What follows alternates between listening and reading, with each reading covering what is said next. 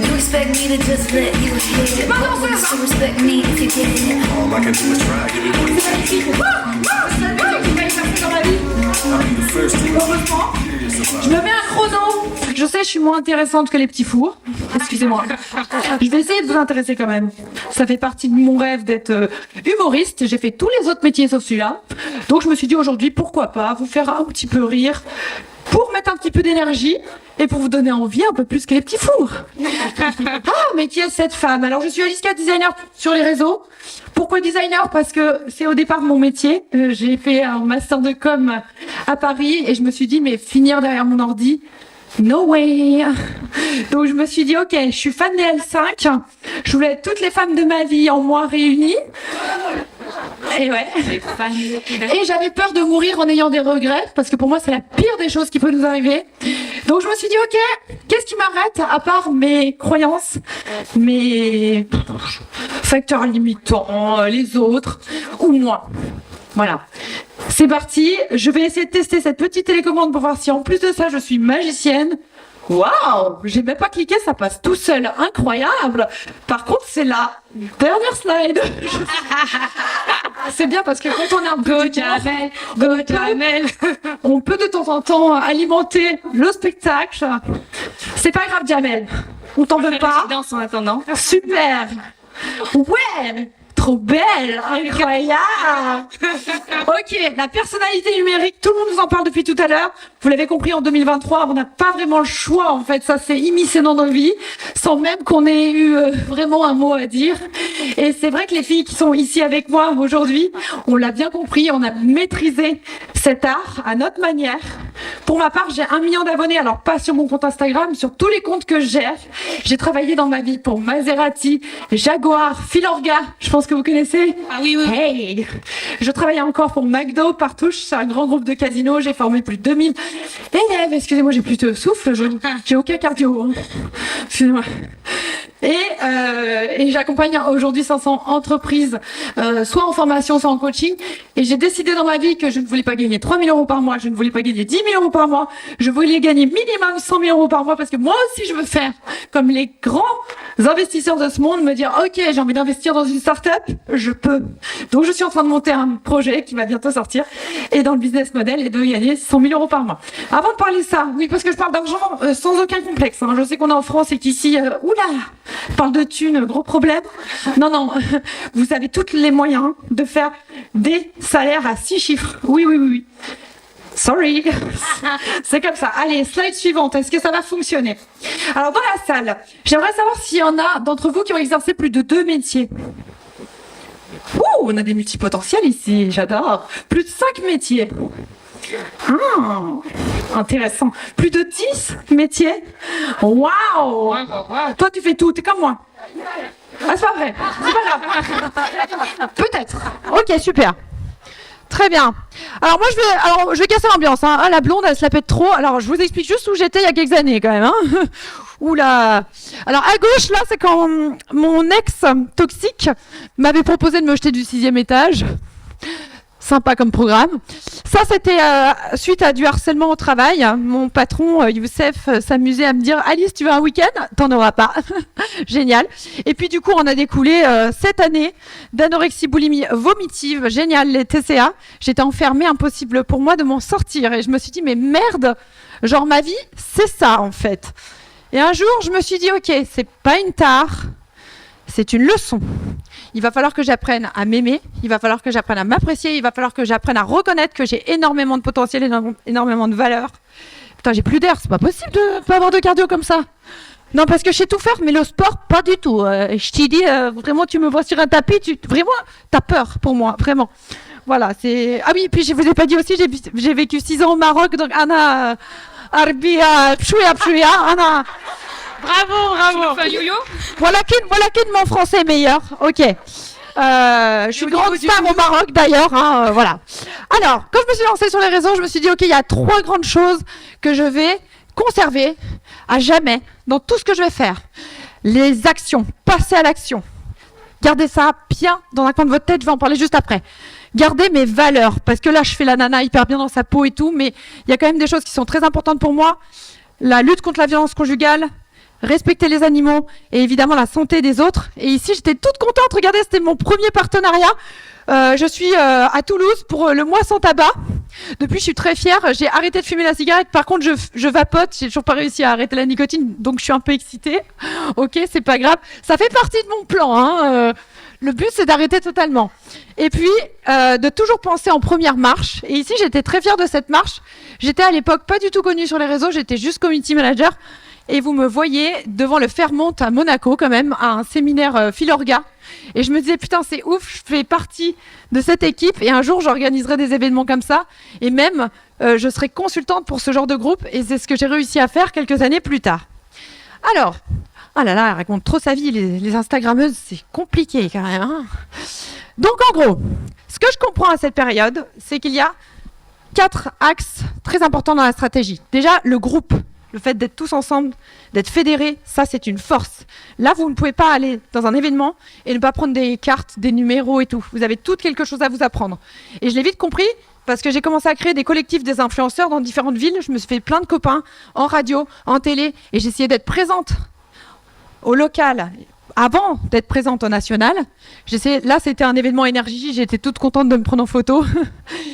Et puis après, j'ai compris la force du B2B. C'est-à-dire que, bien que je suis très rigolote et que je fais prout-prout avec mes aisselles, j'essayais de me positionner aussi avec les gens qui avaient des grands groupes dans ma région. Et c'est ces gens-là, après, qui ont fait des connexions vers d'autres personnes et qui m'ont à chaque fois propulsé. Je mettais jamais de côté le B2B. Pour ceux qui savent pas, le B2B, ça veut dire business to... Wouh. Et puis enfin, toujours accepter les challenges. Et c'est pour ça que la première fois que France Bleu m'avait demandé d'être chroniqueuse, j'ai accepté, alors que franchement, j'y connaissais que dalle. Et j'y allais un peu comme ça, là, comme je suis allée... Là, tout à l'heure, je me suis dit, je sais même pas comment je vais rentrer sur scène, je vais improviser comme d'habitude. Voilà. Donc, ayez confiance en vous. Et ça se travaille, c'est comme du sport. De l'action. Vous vous rappelez, je vous ai dit, il y a 3 choses. Action, valeur, et le dernier, vous l'aurez pas. Ok, je vais le mettre dans la slide juste après. Donc je me suis dit, des actions, il peut nous arriver des choses de ouf. Aller par exemple à l'inaccessible. Là, j'étais trop contente d'être à un événement Pretty Little Thing. À l'époque, je me disais, ah là là, il n'y a que Léna Situation qui va dans ce genre d'endroit. Et genre, moi, je m'y retrouvais, je me disais, ok, j'ai réussi à faire ça, incroyable. Improbable, je suis pas du tout mannequin. Je me suis retrouvée au siège de Bugatti France en train de faire un shooting avec la voiture la plus chère du monde. Tout va bien. Avec les actions, on peut créer l'impossible. Ici, je suis sponsor au seul et unique concert de David Guetta au retour de la pandémie. Truc de ouf, David Guetta m'envoyait des DM incroyables. Et l'inattendu, c'est à force de rester moi-même dans ma folie, mais avec mon expertise, que j'ai été repérée par des clients. Ici, vous me voyez dans un casino. Et les casinos, c'est un de mes plus gros clients. Je travaille pour tout le groupe Partouche. J'ai donc 40 casinos de la Belgique, en passant par la Tunisie, en passant par la France. Et autant vous dire que ce secteur d'activité ne connaît pas la crise. Voilà. Ensuite, dans les valeurs, toujours être en cohérence avec la faune. Ici, je suis à la SPA de Montpellier, en train d'aider des chiens à être en rapport avec des humains. Évidemment, avec les femmes, ici, je suis ambassadrice d'une association de lutte contre la violence conjugale. À côté de moi, il y a April Benayoum. Et ici, évidemment, et ça, gardez-le toujours, et je pense que vous l'avez déjà parce que vous êtes ici, et c'est pas par hasard, la notion d'enseignabilité, le fait d'accepter de recevoir des conseils des autres, et peu importe qui est l'autre. Moi, j'apprends plus de mes abonnés que de la plupart de mes collaborateurs. Voilà. Donc, toutes ces marches que j'ai gravies, je les ai juste gravies avec 3 notions. Savoir cultiver ma zone de confort, celle où je me sens bien. Donc là, typiquement, apprendre ce que je fais avec vous. Vous avez un échantillon de certains de mes élèves qui aujourd'hui ont explosé sur les réseaux. Ensuite, évidemment, aller dans la zone de l'inconnu. J'ai commencé à accepter à faire de la musique alors que franchement, je ne me voyais pas du tout chanteuse. Quand on m'a proposé cette opportunité, je me suis rendu compte que ça cultivait en fait ma capacité à être sur scène, à prendre la place sur scène. Et aujourd'hui, je sais que la musique m'a permis de faire ça devant vous. Vous comprenez? Parce que quand vous avez une scène entière devant un festival qui vous regarde en mode « je la connais pas elle » et que vous êtes en train de chanter, je peux vous dire que vous avez les chocottes. Une fois que vous faites ça, vous pouvez tout faire. Donc je suis allée dans des zones de l'inconnu. Là, je suis en train de chanter devant Soul King qui était en train de dire « ouais, pas top, bien, normal ». Voilà. Et puis après, j'ai aussi cherché la zone médiatique. Je me suis fait copine avec, là, c'est Cristal, directrice de casting des Marseillais. C'est à cause d'elle qu'on a cette bouse à la télé. Je lui ai déjà dit. Mais bon, voilà. Et puis, bon, j'ai fait plein de médias. Là, je suis avec Maxime Guény, etc. Et donc, je me suis dit, l'équation, si je suis capable d'aller vers un public, que je suis capable de prendre ma présence sur scène et d'être présente dans des événements locaux, que je suis capable de faire mon autopromo toute seule, que je suis capable de relever tous les paris ici, je suis à l'Assemblée nationale, invitée par un député, et que je suis avec l'artiste ou encore ici en direct sur Énergie 12 avec Big Ali, Bob Sinclair, Coé, pour l'anniversaire de Coé, aux Folies Bergères, je me dis, ok, mais de quoi j'ai peur en fait?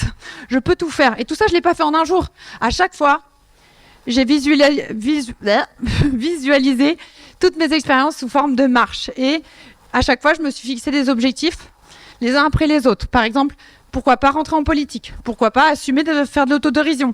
Ici, j'ai une vieille tenue des années 80 et je suis en train de chanter le son en chihuahua. Parce que j'ai sorti une musique pour mon chien quand même. Enfin, personne ne fait ça en France, hein, je vous le dis. Voilà, bah, moi, je m'en bats les couilles. Voilà.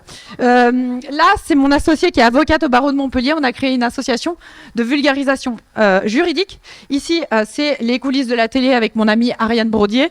Et puis après, bon, des scènes, des conférences diverses et variées où je fais des petites blagues pourries comme actuellement. Donc si je peux le faire moi, alors que j'avais 2,7 de moyenne en maths, que j'étais assez nulle en français, que je détestais la comptabilité et que la seule chose que j'aimais faire, c'est du dessin, vous pouvez le faire. Tout est une question de marche. Alors, excusez-moi, je respire trop fort, je suis en train de vous défoncer les tympans. Faut le dire, hein. Vous dites tympan quand je vous défonce le tympan. Hein. OK? Donc en disant 10 métiers. Pourquoi je voulais faire 10 métiers? Déjà parce que je suis créative et parce que je me suis dit, avant de savoir ce que tu veux vraiment faire dans ta vie, il faut tout tester. C'est impossible. Si tu testes pas, tu peux pas savoir. C'est pas la conseillère d'orientation qui va savoir... ouais, non, mais toi, en fait, je te verrais bien livreur. Ok, merci, madame. Donc, j'ai été directrice artistique pub. Ça a été mon premier métier. C'est pour ça que j'avais fait mes études. Donc, c'est comme un graphiste amélioré, si vous voulez. J'ai été chroniqueuse radio, illustratrice. J'ai travaillé au Maroc pour Femmes du Maroc. Je ne sais pas s'il y en a qui connaissent. Conférencière, chroniqueuse télé. Bon, graphiste, évidemment. Parfois, on me demande des petits logos, tout ça. Influenceuse, prof d'histoire de l'art. J'ai fait des remplacements dans une école où je parlais de l'impressionnisme. Formatrice, consultante, productrice, chanteuse. Ok, 10 ans, 10 métiers. Est-ce que je me suis cassé la gueule dans tout ça? Oui. Actuellement, j'ai calculé combien d'argent on m'a arnaqué, additionné en 10 ans. 576 000 €. Voilà. Mais si on perd cet argent, ça veut dire qu'on est capable de le gagner. C'est ce que je disais à Fiona tout à l'heure. Je t'oublie pas, Fiona. Est-ce que je suis un ovni pour la société? Totalement. La plupart des gens que je rencontre, non, mais du coup, ça doit pas être carré ce que vous faites. Les gens qui font trop de choses, ils sont brouillons. Moi, je suis l'anti-Fati, tu vois. Moi, il n'y a rien qui est organisé. Tout mon ordi, c'est un bordel. Pas possible. Il y a des gens bordéliques ici? Freestyle. Ouais, vous avez vu, on peut réussir. Ouh, incroyable en étant multipotentiel. Et est-ce que ça m'a arrêté? Non, absolument pas. De l'action naît le résultat. J'essaye d'aller vite, j'ai très très peu de temps. 100% de tout ce que j'ai construit est le résultat du pouvoir de la personnalité numérique, de l'intelligence relationnelle, savoir créer des liens, et évidemment les réseaux sociaux. Fin de cette longue entrée en matière. Il me reste combien de temps? Encore 5 minutes. Donc, on va rentrer dans l'analyse de quelques marches qui m'ont fait gagner du temps. 1. Le principe de l'identification. C'est ce que je viens de faire avec vous, en fait. Là, vous avez bien cerné qui je suis, d'accord? Vous avez bien vu d'où je viens, qu'est-ce que j'ai fait et où est-ce que je vais, ok? Quel est le point commun entre ces personnages? Aucun rapport. Simba, là? Attends, il y a Jules et Mélenchon. Non, je rigole. Ouais. Aucun rapport. Ouais, on a Simba et Obama, on a Mélenchon et le J. Et on est chez lui là. Qui me fait un signe du J là? Tout le monde, allez les filles. Ouais. On respecte Marseille. Bah, vous avez compris l'identification, vous venez de la faire. Le J, il a même plus besoin de se présenter, tu sais. Il vient, tout le monde le reconnaît. Le roi du personal branding, mon idole. Ils ont tous délibérément ou sans le faire exprès déclenché un processus d'identification ou d'inclusion de par leur singularité auprès d'une communauté. Pourquoi, quand je fais une conférence, j'arrive toujours comme ça en mode un peu hurluberlu? Parce que souvent, je trouve ça un peu mou, les conférences. Et moi, comme je suis un peu excitée, alors on n'aime pas. Hein. Attention, parfois on aime bien quand c'est calme aussi. Il faut une excitée dans la classe, voilà, c'est moi. Mais au moins, vous allez toutes vous rappeler de moi. Ça, c'est sûr et certain. Vous allez même dire ce soir, il y avait une meuf, elle était folle, elle crachait dans son micro, elle est tarée. En plus, elle nous a montré Jules, aucun rapport. Simba aussi. Voilà, et Simba. Mais vous en rappellerez, Simba. Hein. En 2023, vous le savez, les filles nous en ont parlé, on va encore en parler. On cherche tout à être sur les réseaux pour notre business, notre projet ou même pour nous, parce qu'on sait que c'est là que se trouve l'audience. Et qu'est-ce qu'on peut faire avec l'audience? On peut aller chercher des prospects, on peut créer un réseau, pas dans le sens les réseaux sociaux, du réseau, ce que vous avez là, ce que Fatih est en train de faire par exemple, avec The Repère. On peut attirer l'attention des gens et on peut surtout asseoir son autorité. C'est ce que j'appelle l'assise. C'est ce que j'ai fait exactement avant en vous disant j'ai fait ci, j'ai fait ça, j'ai fait ça, j'ai fait ci. Pourquoi je fais ça? C'est marketing, hein. C'est juste pour vous disiez ah ouais, elle sait de quoi elle parle. Voilà. En vrai, je fais caca, hein. Je vous le dis. Voilà. Avant toute chose. Donc, il faut apprendre à déclencher votre pouvoir magnétique, à générer l'identification. C'est avec cette identification, vous aurez le pouvoir, en fait, tout simplement, de l'audience. Et ça vous amène à être authentique. Pourquoi j'appuie sur l'authenticité? Parce que moi, c'est ce qui m'a fait exploser. Parce que je vous parle là, mais je suis pareil dans la vie. Je suis pareil sur mes réseaux. Tu passes une semaine de vacances avec moi, mais tu te marres. Ou alors tu pars en courant. Mais dans tous les cas, tu t'en rappelles. Il y a une ambivalence dans notre période dans laquelle on vit. C'est qu'on cherche tous la communauté dans le monde de l'individualité. Ça veut dire qu'on cherche un besoin d'inclusion. On cherche, comme tout à l'heure elles l'ont dit les filles, le besoin d'appartenance. On a aussi besoin de réussite, entre guillemets. Hein. La réussite, ça peut être avoir des enfants, la réussite, ça peut avoir du pognon, la réussite, peu importe comment vous le définissez, il n'y a pas de bonne ou de mauvaise réussite. En tout cas, on a un objectif. Et évidemment, on a besoin de marquer son passage. Et ça, c'est un truc humain parce qu'on a, même si on croit en Dieu ou pas, on a tous au fond de nous un peu la peur de mourir et on se demande au fond, même parfois c'est inconscient, on se dit ok, quel a été le but de ma vie sur cette terre? Moi je suis fascinée par l'univers et je cherche toujours un but à mon existence. Alors c'est peut-être pas être Ariana Grande, mais c'est peut-être me dire ok, à un moment dans ma vie j'ai impacté par un mot que j'ai dit, un geste que j'ai fait ou une conférence que j'ai donnée, l'esprit de quelqu'un à tout jamais et je me dis ça suffit, parce que pour moi, tu changes un humain, tu changes l'humanité tout entière. Si on était 8 milliards à penser comme moi, il n'y aurait plus vraiment de guerre, il n'y aurait plus vraiment de problème. Donc, on est à l'ère virtuelle et on quête de réel. Et donc, si vous êtes authentique, vous créez de la cohérence, de la confiance, du leadership et de la pérennité. Et enfin, le script, je vais aller très vite parce qu'on l'a vu tout à l'heure. Pourquoi TikTok a explosé sur les réseaux sociaux? Parce que c'est des formats immersifs, hyper authentiques et qui vous permettent de vous rapprocher. Et c'est pour ça qu'ils ont un peu cassé la gueule à YouTube et Instagram, parce que à l'époque, les réseaux, c'était montrer ma best life, la personne que je suis absolument pas. Et en fait, les gens recherchent de plus en plus des personnes authentiques. Allez, je vais tout passer, je vous enverrai les slides. Et juste, j'ai une dernière question, parce que je pense que j'aurai pas le temps de tout finir. N'oubliez pas, hein, identification émotionnelle, pouvoir de l'authenticité et évidemment le pouvoir de votre singularité. Dernière question, tout ça je vous l'enverrai. Si vous voulez un petit QR code là, 365 hacks sur les réseaux sociaux pour devenir super riche sur les réseaux sociaux et savoir monétiser votre audience, et c'est 100% gratuit. Hein. Sinon c'est dans mon lien dans la bio sur Instagram, no stress. Voilà. Et dernière question, est-ce que vous vous suivriez, c'est vraiment la question que vous devez vous poser à chaque fois que vous postez quelque chose sur les réseaux, est-ce que vous vous suivriez si vous vous découvriez? Toujours. Et si vous avez encore un doute, c'est que ça va pas. La stratégie est à revoir. C'était Alice. Alice. Je m'auto-promotionne. Grâce à toi, je pense que je vais devenir chanteuse.